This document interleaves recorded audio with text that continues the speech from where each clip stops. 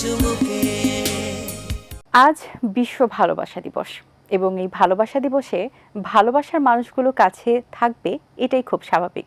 তাদেরকে কাছে পাওয়ার জন্য আমরা বিভিন্ন মাধ্যম অবলম্বন করি এবং তার মধ্যেই কিন্তু অন্যতম গান।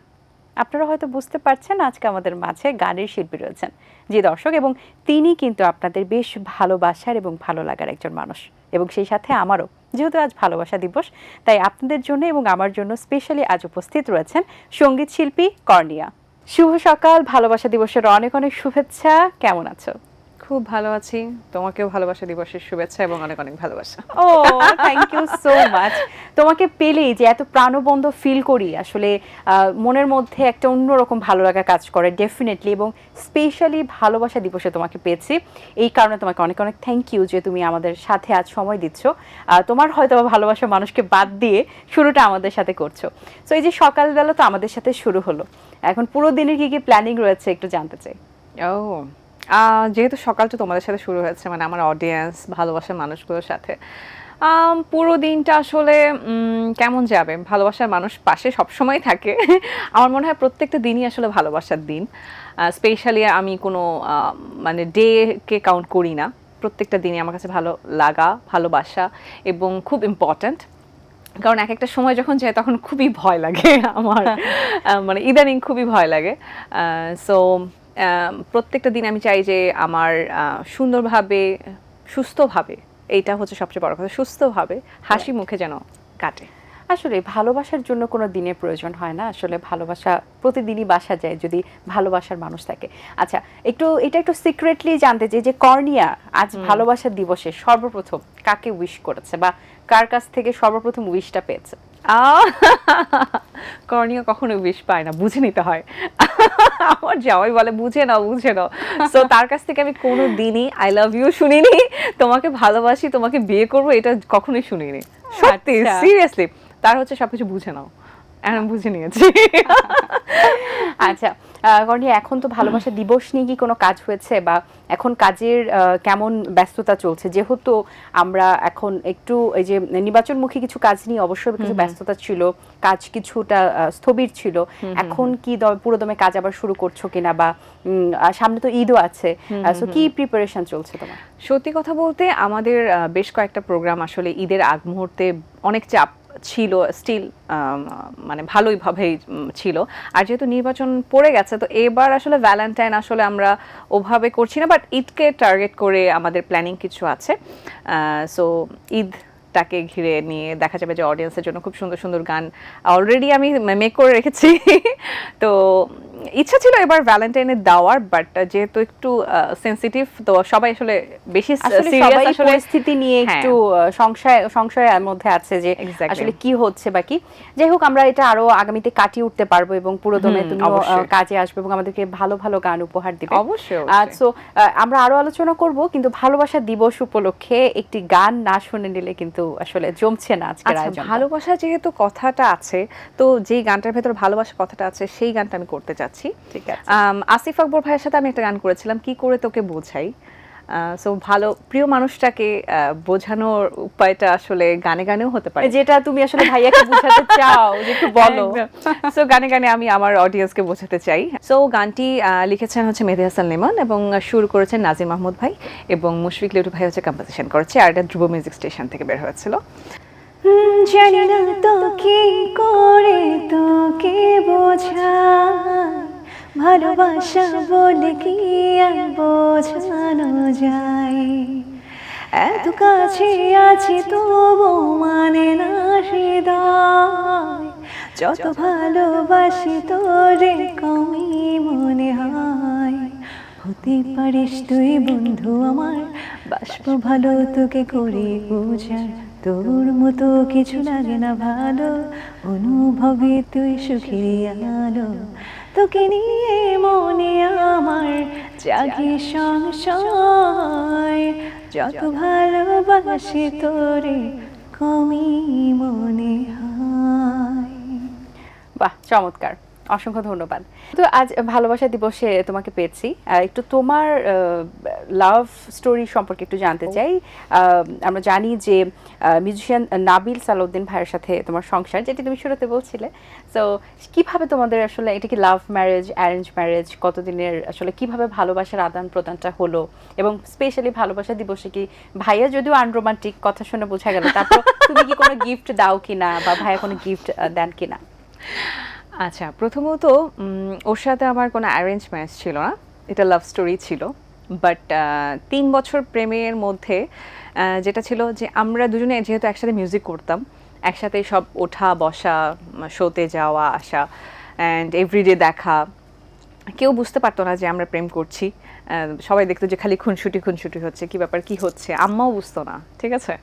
সো যখন জানতে পারলো, তারপরে তো আচ্ছা ফাইন, যেহেতু আমিও মিউজিক করি, সেও মিউজিক করে, আর আমাদের তো চলাফেরা আসলে টাইম টেবিল নেই সত্যি কথা বলতে। সো আমাদেরকে কেউ বিয়ে করবে সেটাকে মেনে নেওয়া অনেক ডিফিকাল্ট হয়ে যায়। তো তার ফ্যামিলি আর আমার ফ্যামিলি যখন কথা বলে, এবং তারা তো সবাই জানে যে আমরা একসাথে মিউজিক করি। আর আরেকটা ব্যাপার ছিল যে যেহেতু একই সঙ্গে যাচ্ছি, একই সঙ্গে আসছি, সো এইটা নিয়ে সবাই খুবই পজিটিভ ছিল। তারাও হ্যাপি যে কর্নিয়ার সাথে নাবিল ভালো থাকবে। এনিওয়েজ, এটা হচ্ছে ভালোবাসা ইয়ে।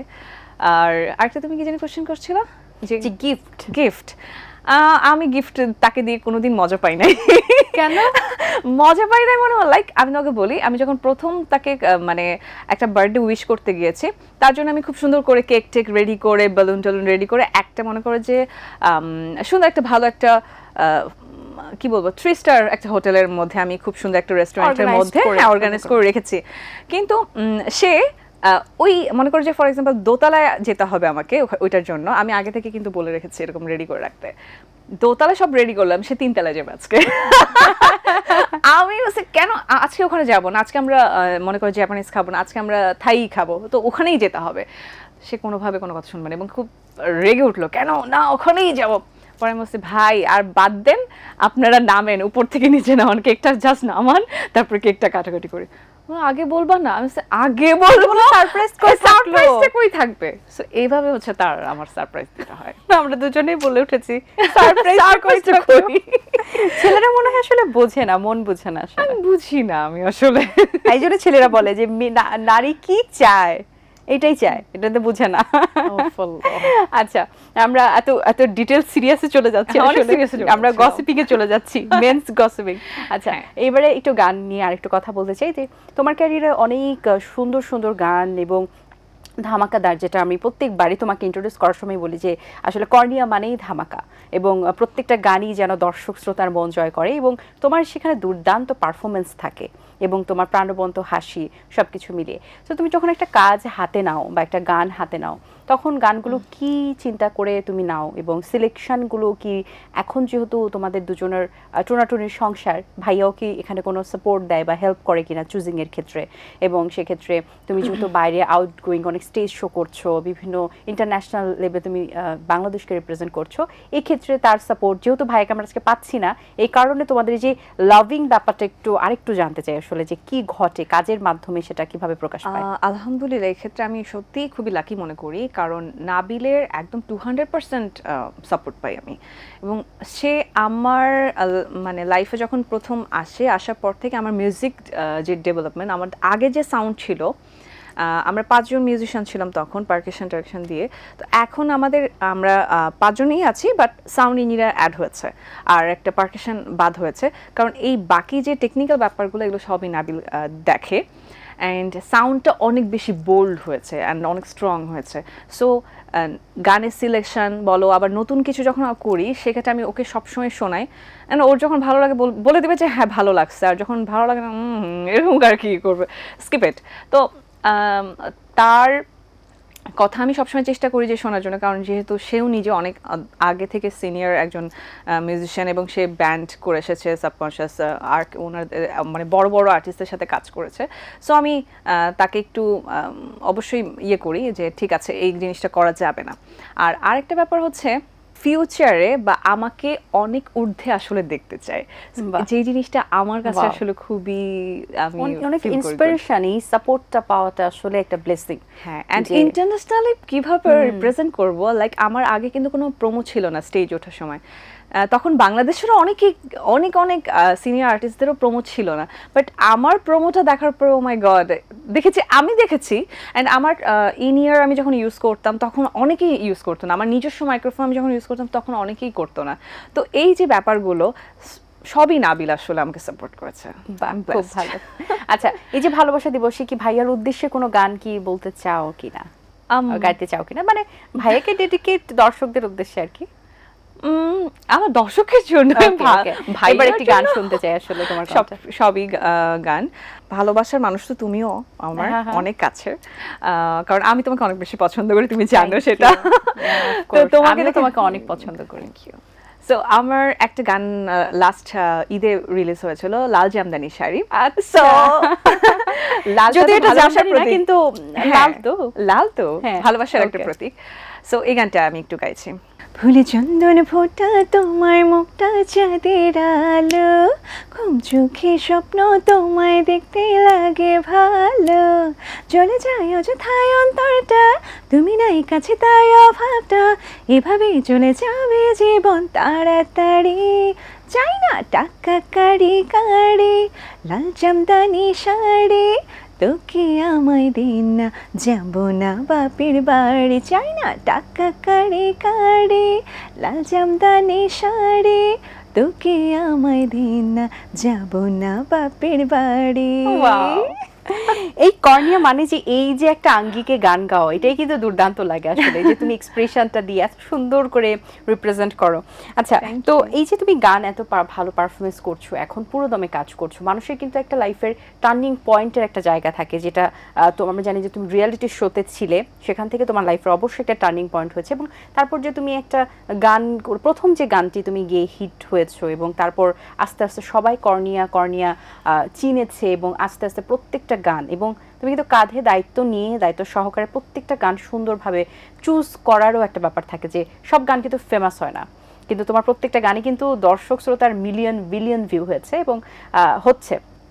তো তোমার এই যে একটা কাঁধে দায়িত্ব নিয়ে যে গানগুলো করছো, আগামী 5-10 বছর পরে কর্নিয়াকে আসলে, কর্নিয়া নিজেকে কোন জায়গায় দেখতে চাই, বা গানকে নিয়ে কর্নিয়ার মনোভাবটা কি আসলে?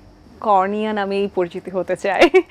অ্যান্ড আসলে আমি যখন থেকে গান করি তখন থেকে আসলে আমি যাদেরকে দেখে বড় হয়েছি, তো তাদের আমি আসলে কি, আমি নিজেকে সঙ্গীত শিল্পী হিসাবে থেকে অনেকে শিল্পী হতে চায়, আমি আসলে পারফর্মার হতে চেয়েছিলাম। কারণ আমি স্টেজ লাভার ছিলাম, হ্যাঁ, আমার ওইটার প্রতি একটা ইয়ে ছিল যে স্টেজে কিন্তু যারা পারফর্ম করে তারা কিন্তু ভালো, অনেক সময় শিল্পী নাও হতে পারে, সুরেও না গেতে পারে, কিন্তু একজন কি বলে পারফর্মার আবার মনে করো যে ভালো একজন শিল্পীও বটে। ঠিক আছে, আমি চেষ্টা করেছি, আমি আসলে প্রত্যেকটা গান করতাম হচ্ছে মাথায় এটা রেখে যে যাতে অডিয়েন্স আমার গানগুলো গেতে পারে এবং একসাথে যাতে পারফর্মও করতে পারি। তুমি খেয়াল করলে দেখবা যে আমার ম্যাক্সিমাম গানই একটু বিটের গান, কারণ আমি যেহেতু স্টেজ তাকে মাথায় সবসময় রেখেছি, এই জন্য বিটের গান। বাট এখন দেখা যায় যে আমার মাঝে মাঝে মনে হয় যে না, একটু সফট প্যাটার্নের গানও অডিয়েন্সটা লাভ করতেই পারে। সো এখন আমি আবার একটু ট্র্যাকটা চেঞ্জ করেছি, দেখা যায় রোমান্টিক বা একটু স্লো মোশনের কোনো স্যাড বা কভার সং, এগুলো এখন ট্রাই করার চেষ্টা করছি আর কি। বাট নিজেকে ভার্সেটাইল হিসেবে সবসময় প্রেজেন্ট করে এসেছে। আচ্ছা, এমন কোনো গান আছে যেটা তোমার ওই প্যাটার্নের বা ওই ধারার গান তোমার গাওয়া হয়নি, তুমি একটু গাইতে চাও বা আগামীতে সেটা নিয়ে কাজ করতে চাও? আছে এরকম কিছু? অনেক অনেক সুন্দর সুন্দর গান আছে, যেমন আমার একটা গান আমি করেছিলাম অরিজিৎ সিং এর। আচ্ছা আচ্ছা, বুঝতে পেরেছো? তো ওই গানটা আমি টিভিতে গাওয়ার পর আমাকে অনেকে বলছে এই গানটা, অনেকে শোনেনি, তো বলেছে এই গানটা কি তোমার? আচ্ছা না, এই গানটা আমার না, এটা অরিজিৎ সিং এর গান। গানটা এরকম, মনে মেঘ জমতে থাকে, পড়ে যাই দৌড়বে পাকে, চিন্তাতে তোর কাটছে প্রহর, শান্তি নেই এই যন্ত্রণার মন মাঝে রে, বল না কোথায় ছিড়ে আয় ফিরে আয়, আয় ফিরে আয়, আয় ফিরে আয়, আয় ফিরে আয়। ও ওয়াও, ফ্যান্টাস্টিক। এই টাইপের গান আমার মানে গুজবাম্পস। সো এই ধরনের গান তুমি আমার গেয়েছো, মনে খুব হয় দারুণ ভাবে গেয়েছো। চেষ্টা করছি, এইভাবে গান গাওয়া যায় না, যদি আর একটু রক হ্যাঁ, রকিং। এটা আমি বলছিলাম যে বলতে চাচ্ছিলাম আসলে যে তোমার তুমি যখন এই গানটি গাইছিলে তখন স্বাভাবিকভাবে তুমি প্র্যাকটিস ছাড়া হঠাৎ করে একটু গেয়ে ফেললে, বা মিউজিক নিয়ে যখন এই গানটা হবে ডেফিনেটলি এটা খুবই সুন্দর হবে। মানে আমরা যেহেতু গান শুনি বা দর্শকদের কাছে এটা তারা দর্শকরা বুঝতে পারবেন। এবং তোমার মধ্যে একটা আছে যে তুমি কিন্তু ধামাকাদা গানও করছো, আবার তোমার ভয়েসটা এত সুন্দর মিষ্টি যে তুমি সফট রোমান্টিক গানগুলো করলেও শ্রুতিমধুর লাগে, খুব ভালো লাগে। সো আসলে you are a versatile person, versatile singer actually. অসংখ্য ধন্যবাদ কর্নিয়া, খুবই চমৎকার একটি সময় কেটেছে। আসলে মানে কখন যে সময়টা শেষ হয়ে যায় আমি বুঝতে পারি না। যেহেতু ভালোবাসা দিবসে আমাদেরকে দিয়েছো সময়টা, আমি চাই তুমি বাকি সময়গুলো একটু তোমার ভালোবাসা মানুষদের সাথেও কাটাও, একটু ভাইয়ের সাথেও কাটাও, বাসায় গিয়ে একটু ভাইকে বলো তোমাকে নিয়ে ঘুরতে যেতে। তার আগে যাবার আগে প্রিয় দর্শকদের জন্য ভালোবাসা দিবসে একটু কিছু বলো। প্রথমে তোমাকে অনেক অনেক ধন্যবাদ তোমার এত সুন্দর চায়ের কাপে আমাকে চা খাওয়ানোর জন্য, ইনভাইট করার জন্য। Thank you so much. আর আমার যারা ATN এর দর্শকরা আছেন তাদেরকেও ভালোবাসা দিবসের অনেক অনেক শুভেচ্ছা। সবাই প্রিয়জনদেরকে ভালোবাসুন, কাছে রাখুন, কারণ প্রিয়জনরা হয়তো বা খুব অল্প টাইমের জন্য আছে, বেশি দিন থাকে না কেন জানি আমার মনে হয়, খুব তাড়াতাড়ি চলে যায়। সো তাদেরকে ভালোবাসুন। বাহ, ধন্যবাদ কর্নিয়া, ভালো থাকবে, অনেক অনেক তুমিও ভালো শুভকামনা থাকো। এবং ভালোবাসা দিবসের আবারও অনেক অনেক শুভেচ্ছা। Thank you, love you. Love you. দর্শক, আশা করছি আজকের আয়োজন আপনাদের ভালো লেগেছে, আমার তো বেশ ভালো লেগেছে। আজ এই পর্যন্তই, দেখা হবে আগামী পর্বে নতুন কারোর সঙ্গে। সেই পর্যন্ত ভালো থাকুন, সুস্থ থাকুন, ATN বাংলার সাথেই থাকুন এবং প্রিয় মানুষগুলোকে ভালোবাসুন। সকলকে আল্লাহ হাফেজ। দিন আসে দিন যায়, সময়টা চলে যায়, তবু আছি এই বেশ ভালো। জীবনটা রঙময়, যেভাবেই হওয়া চাই, নয় কবু সাদা কালো। এই আশাতে স্বপ্ন ভাসে, সুখ হাসে চোখে মুখে, চায়ের চুমুকে।